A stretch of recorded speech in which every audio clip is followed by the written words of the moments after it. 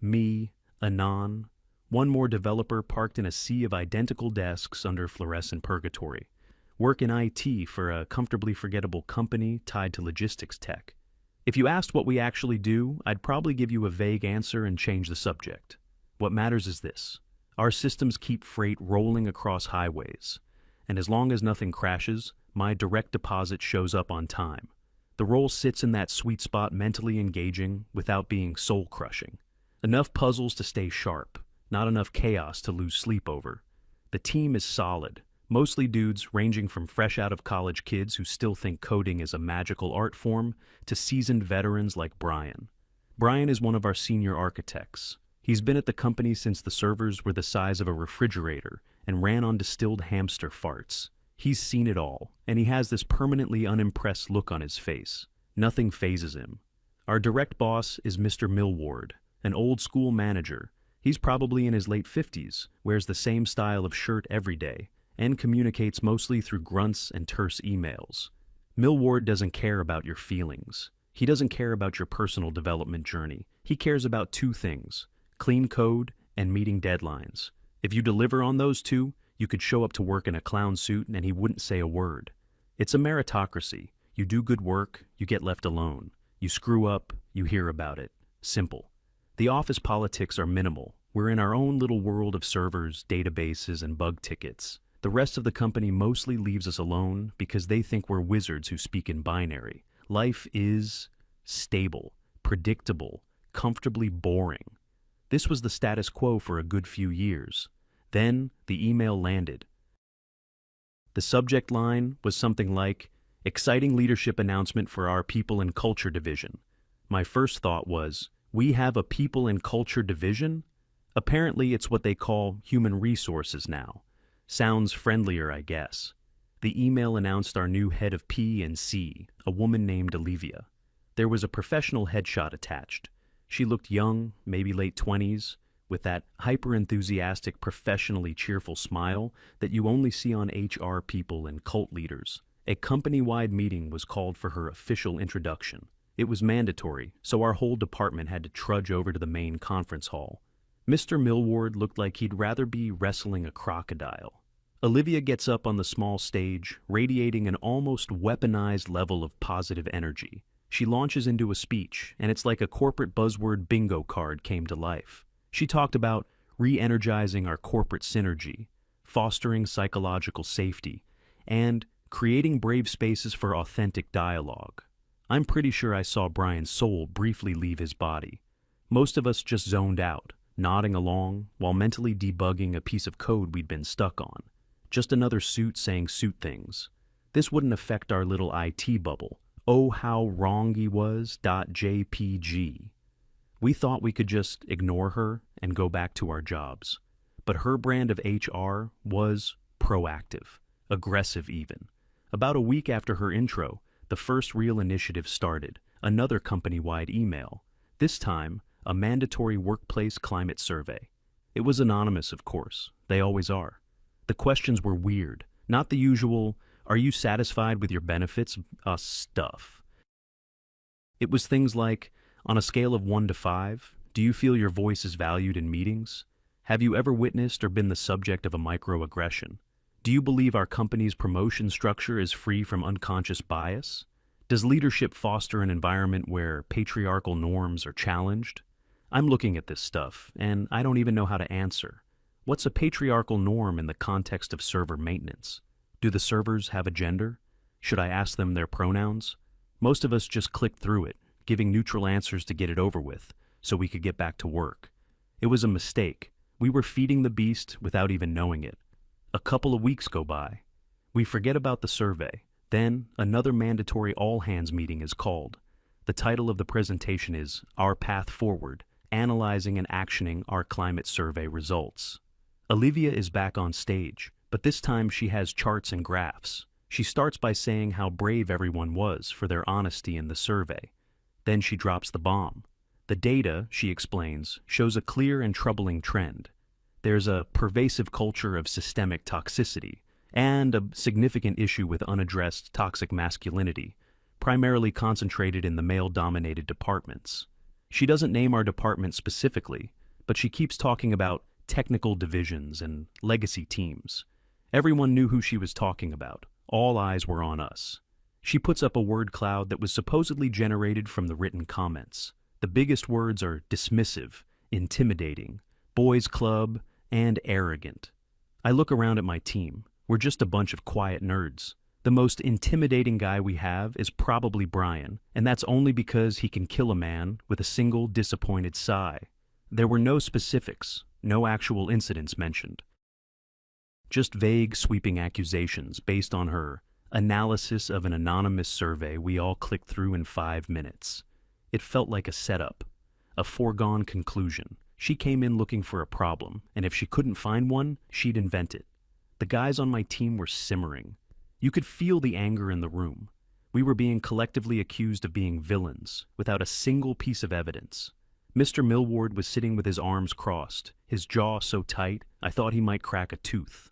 But Olivia wasn't done. She had a solution. The next day the email arrives, the real declaration of war. Subject: introducing the mandatory REMAS program for male employees. REMAS stood for Responsible Male Allyship and Support. It was a series of 4-hour workshops held once a month, and they were mandatory for all male staff, and only male staff. The email laid out the learning objectives. I still remember them. It was like a parody of itself. Objective 1, to unpack the concept of male privilege and understand its impact on the workplace. Objective 2, to identify and dismantle personal and systemic toxic masculine behaviors. Objective 3, to learn techniques for decentering oneself in conversations and amplifying marginalized voices. Objective 4, to develop an actionable apology and a framework for reparative action. It was literally an apology session. They wanted us to sit in a room for 4 hours and be told how we were all secretly awful people because of how we were born. And then we were supposed to apologize for it. The final line of the email was the kicker.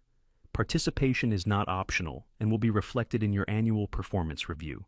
A failure to engage constructively will be seen as a refusal to align with our core company values.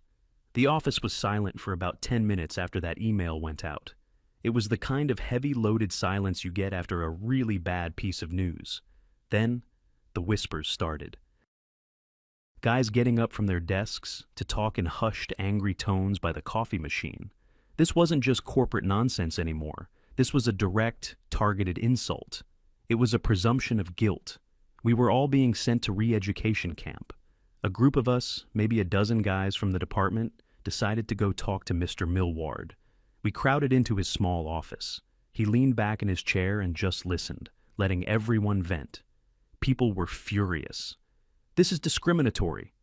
They're accusing us of being problems just for being men. Is this even legal? When everyone was done, Millward let out a long sigh. He looked tired, old. He told us he agreed with us, that he thought the whole thing was a colossal waste of time and deeply insulting. He said he went to his own boss, one of the VPs, as soon as he heard about the plan, but the VP was the one who hired Olivia. He was fully on board with her vision. Millward was told that this was a critical top-down diversity and inclusion initiative and that he needed to ensure his department's full and enthusiastic compliance. His hands were tied. "I can't stop this," he said.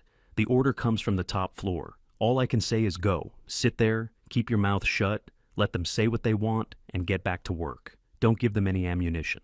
We left his office feeling completely defeated. Our own boss, a man we respected, was powerless. The system was against us. There was no one to appeal to. We were being forced into this, and our only option was to sit there and take the abuse. The mood in the department for the next week was grim. Productivity dipped. Nobody joked around anymore. Everyone was just stewing in their own quiet rage. The first session was scheduled for a Friday morning, 2 weeks away. It felt like a death sentence. The turning point came during a lunch break, the week before the first scheduled session. A bunch of us were sitting in the cafeteria, listlessly pushing food around our plates. The conversation was the same it had been for days. How ridiculous the situation was. How unfair. Some of the younger guys were planning to fight back during the session. They were going to use logic and reason. They were preparing arguments, citing statistics, ready to debate Olivia on her own turf. That's when Brian, who had been quietly eating his sandwich and listening, finally spoke up. He put his food down, wiped his mouth, and looked at the eager young guys. "Stop," he said. Just one word, but it cut through all the noise. The table went quiet. "You think you can argue with her? You think she'll listen to your facts and logic?" He shook his head slowly. "You're trying to play chess with a pigeon. It'll just knock over the pieces, crap on the board, and then fly back to its flock to declare victory." That line just hung in the air. It was perfect. It was exactly the situation we were in. He continued, his voice low and even. "You can't win by playing her game. Her game is designed for you to lose. The moment you start arguing, you've already lost. You become the defensive, aggressive man she's expecting. You prove her point for her." He leaned forward. "You don't fight this head on. That's what she wants. She wants a confrontation. It would give her a story to tell, a villain to point at. We don't give her that." "So what do we do, Brian?" one of the junior devs asked. "Just sit there and take it?" Brian got a small, wry smile on his face. It was the first time I'd seen him smile in weeks. "We don't refuse to go," he said. "We become unable to go." He paused, letting that sink in. "Think about it. What language do they speak? HR speak. Corporate jargon. We use it against them." He laid out the plan. It was so simple, yet so brilliant. "The morning of the session, we all have a sudden, acute medical issue. What kind? A stress-induced migraine. What's the cause? A hostile and accusatory work environment that is causing us significant mental and emotional distress." My jaw dropped. He was weaponizing their own terminology. "We all send the same email, or very similar ones. We quote their own psychological safety buzzwords back at them. We're not refusing a mandatory training. We are taking a medically necessary sick day due to conditions created by the company itself." The beauty of it was overwhelming. It was completely legal. Taking a sick day for stress or a migraine is legitimate. It was unprovable as a coordinated effort, as long as no one talked. And it hit them where it hurt. It wasn't a protest they could dismiss as male fragility. It was a health and safety issue, framed in their own language. It turned their weapon right back around and pointed it at them. The energy at the table completely shifted. Defeat turned into excitement. This wasn't a losing battle anymore. This was a guerrilla warfare campaign. The plan spread like wildfire. That afternoon, a secure anonymous chat group was created. One of the network security guys set it up so it couldn't be traced back to anyone. An invitation was quietly passed around to every man in the IT department. Then it spread to the guys in network operations, then to the database administrators. Within 48 hours, every single man in our entire technical division was in that chat. 34 of us in total. The plan was finalized and agreed upon. The day of the training, starting at 8 a.m., everyone would email their direct manager and CC, the general HR inbox. The template was simple. "Due to the onset of a severe stress-induced migraine, I will be unable to come to work today. The current work environment has created a level of anxiety that is directly impacting my health, and I will be taking a sick day to recover." No one would answer their phone. No one would answer work emails. Complete radio silence. There was a surprising level of solidarity. Not one person hesitated. The injustice of the situation had united everyone. Even guys from different teams who barely knew each other were in perfect lockstep. We found out later that a couple of the women on our floor knew something was up. They weren't stupid. One of them, a project manager who had her own run-ins with Olivia's incompetence, just gave me a small nod and a wink one afternoon. No words exchanged, but the message was clear. Good luck. It turned out many people outside our little circle saw Olivia for what she was, a corporate ideologue on a power trip. The days leading up to the session were filled with a tense, nervous energy. It felt like the night before a huge critical product launch, a mix of fear and adrenaline. What if it failed? What if someone panicked and confessed? We could all be fired, but what was the alternative? To sit in that room and be humiliated? To accept the label of toxic and privileged that she was trying to pin on us? No. The risk was worth it. We were drawing a line in the sand. The night before Apology Day, I logged into the chat one last time. The channel was a sea of green dots, all 34 of us, online. The final message from the chat admin was simple. See you on the other side. 0800 hours, go time. I set my alarm for 7:55 a.m. I had my email draft saved. The recipient fields were filled out. My finger would be hovering over the send button. For the first time in a long time, I felt like we weren't just helpless cogs in a machine. We were taking back a small sliver of our dignity. Tomorrow, Olivia's grand re-education program was about to encounter a fatal, division-wide exception, and I couldn't wait to see the error log. I woke up at 7:30 a.m. My apartment was silent. Usually, on a Friday, I'd be rushing through my morning routine. But this morning, there was no rush. There was no commute. There was only a single critical task to perform at 8 a.m. sharp. I made coffee, my hands feeling a little shaky. It was an absurd feeling. I was nervous, like a soldier before a battle. But the battle was just sending an email and then going back to bed. Still, the stakes felt incredibly high. At 7:55 a.m., I sat down at my personal computer. The email was already typed out, sitting in my drafts. I had the secure chat channel open on my second monitor. One by one, the other 33 guys came online. The channel filled up with green dots. No one was typing. The silence was deafening. We were all just waiting, watching the clock. A digital vigil. 7:59. My heart was pounding. This was it. The point of no return. The clock ticked over to 8 o'clock. I clicked send. Instantly, the chat channel exploded. Not with words, but with a single repeated character. A simple confirmed sent. Or just a checkmark emoji. It was a cascade, a digital domino fall.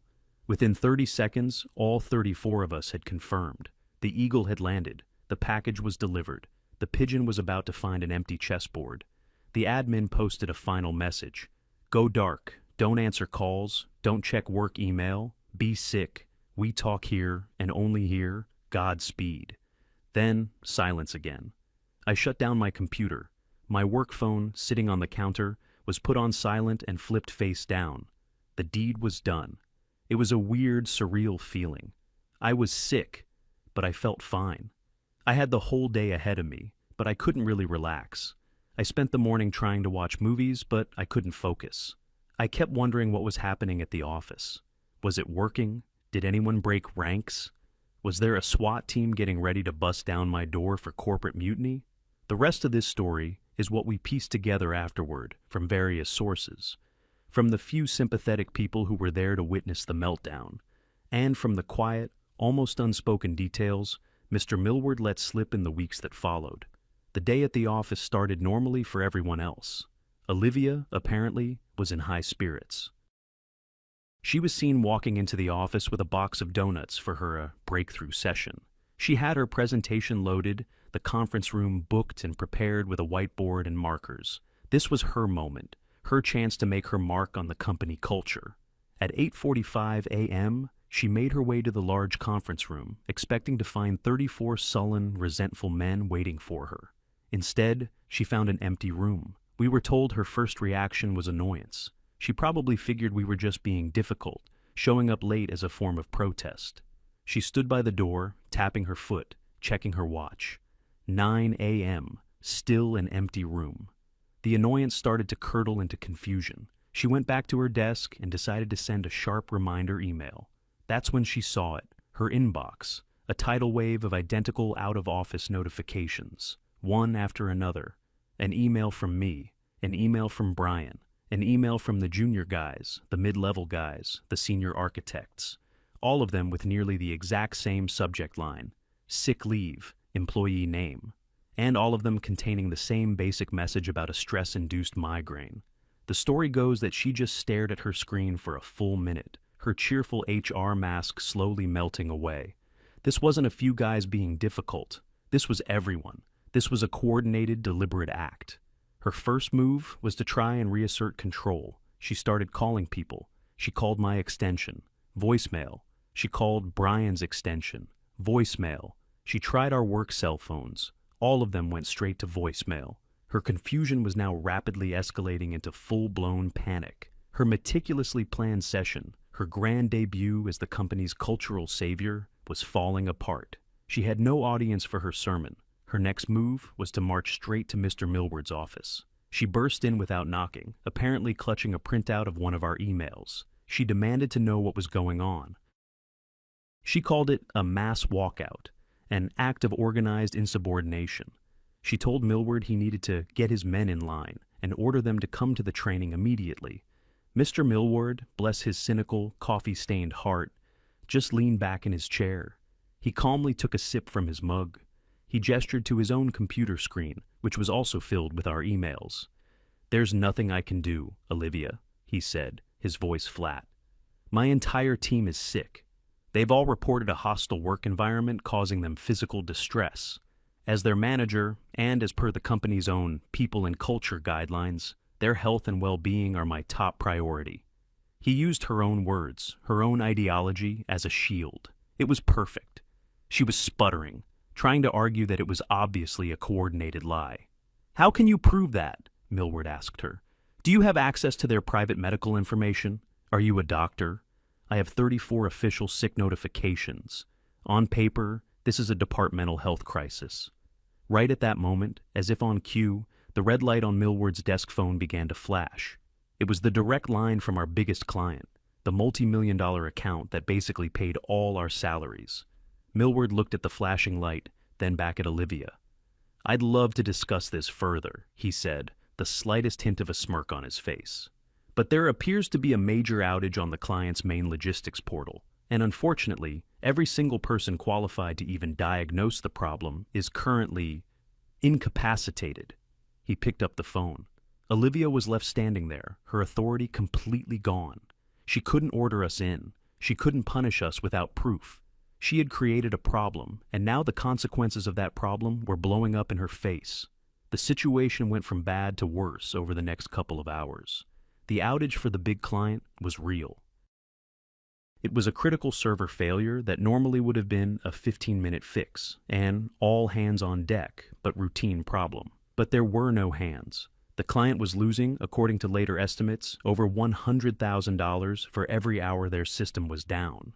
Their CIO was on the phone with Mr. Millward, screaming. Mr. Millward, playing his part perfectly, was the picture of helpless empathy.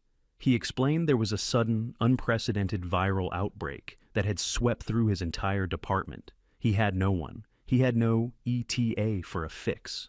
The news of the operational collapse quickly climbed the corporate ladder. It jumped from department head to director, and then from director to the executive floor. The VP who had hired Olivia, the one who was so excited about her vision, suddenly had a 5-alarm fire on his hands. This was no longer a theoretical feel-good HR initiative. This was a business catastrophe, a real-time financial hemorrhage. Around 11:30 a.m., an emergency meeting was called in the main executive boardroom. The attendees, the VP, a very flustered Olivia, and a stoic, unflappable Mr. Millward. What happened in that room became a legendary story in our department. Olivia, desperate to save herself, went on the attack. She tried to frame the entire incident as a sexist, coordinated rebellion against a female leader. She called it a textbook example of the very toxic masculinity she was trying to address. She argued the men were trying to intimidate her, to sabotage her efforts to create an inclusive workplace. She recommended immediate disciplinary action against all 34 of us for gross insubordination and conspiracy. She was trying to make it a culture war battle.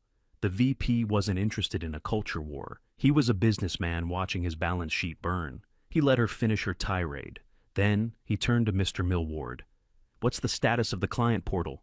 Millward gave him the facts. "Completely down. The client has indicated they will be seeking legal compensation for breach of our service level agreement. I estimate we've lost them over $250,000 so far." The VP's face went pale. He then looked back at Olivia. His voice was apparently ice cold. He didn't care about her feelings or her ideology. He asked a single brutal question. "Explain to me, in concrete financial terms, the return on investment for this REMAS program," he said. "Because from where I'm sitting, in its very first day, your initiative has cost this company a major client relationship and a significant amount of money. What exactly is the upside here that justifies this level of operational risk?" Olivia had no answer. She couldn't answer in his language. Her entire worldview was built on concepts like privilege and systemic issues, not profit and loss. She tried to stammer something about long-term cultural health and employee retention. The VP cut her off. He turned to Millward. "What do you need to get the system back online?" Millward's response was simple. "I need my team." "And what do they need to come back to work?" the VP asked. Millward looked directly at Olivia, then back at the VP. "They need a work environment free from collective blame and compulsory accusatory training sessions. They need the threat of this program to be permanently removed." That was it. The checkmate. The choice for the VP was simple: support the one HR person who was causing the problem, or support the 34 technical staff who were the solution. It was never a choice at all. At 1:15 p.m., a new email went out to the entire company from the VP's office. It was a masterclass in corporate damage control. After receiving initial feedback on the proposed REMAS pilot program, it began, "We have decided to pause the initiative to allow for a more thorough review and recalibration of our educational strategies. We appreciate the passionate engagement on this topic and remain committed to fostering a positive workplace for all." It was a white flag, wrapped in a corporate-speak burrito. Pause. Recalibration. Passionate engagement. We all knew what it meant. The apology sessions were dead. We had won. In our secure chat, someone posted a link to the email. The channel was silent for a moment, and then it was just a flood of victory gifs and relief messages. We had done it. We held the line, and the line had held us. The fallout for Olivia was swift and brutal. She wasn't fired. That would have been too clean, and it might have opened the company up to a lawsuit. Instead, she was subjected to a fate far worse in the corporate world, a public neutering. Her title was changed. She was no longer the head of people and culture. She was given a new, meaningless title, something like Director of Administrative Process and Documentation. Her duties were stripped away. She was taken off all high-level strategy. Her big projects were indefinitely postponed. Her new job, effectively, was to oversee things like the company's vacation day policy and ensure that payroll forms were filled out correctly. She was shuffled off to a small office in a forgotten corner of the building. She became a non-person, a ghost haunting the HR department. Her power, her authority, her entire reason for being at the company had been surgically removed. Every time we saw her in the hallway after that, she would just stare at the floor, her face pale. The weaponized cheerfulness was gone, replaced by a permanent look of bitter defeat. The public humiliation was complete. The next day, a Monday, all 34 of us returned to work. We walked into the office as a group. The floor was silent. Everyone was watching us, our non-IT colleagues. They all knew what had happened. We didn't say a word. We just went to our desks, logged in, and started working on the massive backlog of tickets that had piled up. Mr. Millward held a brief team meeting. He stood at the front of the room, looking out at all of us. He didn't smile. He didn't congratulate us. He just took a sip of his coffee and said, "Glad to see everyone is feeling better. The client is furious. We have a lot of work to do. Get to it." But as he turned to walk back to his office, he caught my eye, and he gave a single, almost imperceptible nod.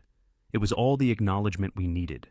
It was a nod that said, "You took a huge risk. You broke the rules the smart way. You stood up for yourselves, and you won. Now, let's never speak of this again." The team was never the same after that. It was better. There was a new sense of camaraderie, of unspoken respect. We had faced a common enemy and come out the other side, united and victorious. We had been pushed into a corner, accused and condemned without trial. We had been told that our very identity as men was a problem to be fixed. We couldn't fight it with arguments. We couldn't fight it with anger. So we fought it with silence, with unity, with a single coordinated sick day that brought a multi-million-dollar company to its knees. We never wanted a war. We just wanted to be left alone to do our jobs. And in the end, that's exactly what we got.